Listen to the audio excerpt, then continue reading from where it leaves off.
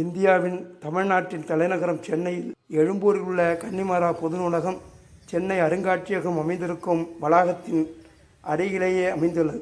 இது 1890 நிறுவப்பட்டு 1896 திறக்கப்பட்டது. இது இந்தியாவின் 4 தேசிய வைப்பு நூலகங்களில் ஒன்றாகும். இது நாட்டின் வெளியிடப்படும் அனைத்து புத்தகங்கள், செய்தித்தாள்கள் மற்றும் பருவ இதழ்களின் நகலை பெறுகிறது.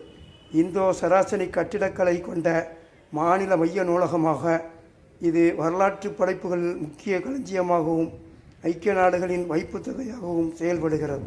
நிறுவப்பட்டது மார்ச் 22, 1890 அன்று கன்னிமரா பிரபுவால் அடிக்கல் நாட்டப்பட்டது. இடம் எழும்பூர், சென்னை அரசு அருங்காட்சியக வளாகம் அருகில். முக்கியத்துவம்: சென்னை பொது நூலகங்கள் சட்டம் 1948 கீழ் மாநில மத்திய நூலகமாக மாறிய முதல் நூலகம் இதுவாகும்.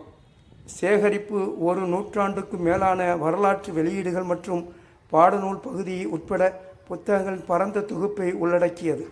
கட்டிடக்கலை: இந்தோ சராசனிக்கு செல்வாக்கை பிரதிபலிக்கும் வகையில் பல்வேறு பாணிகளை ஒன்றிணைத்து ஈர்க்கப்படக்கூடிய கட்டிடக்கலைக்கு பெயர் பெற்றது.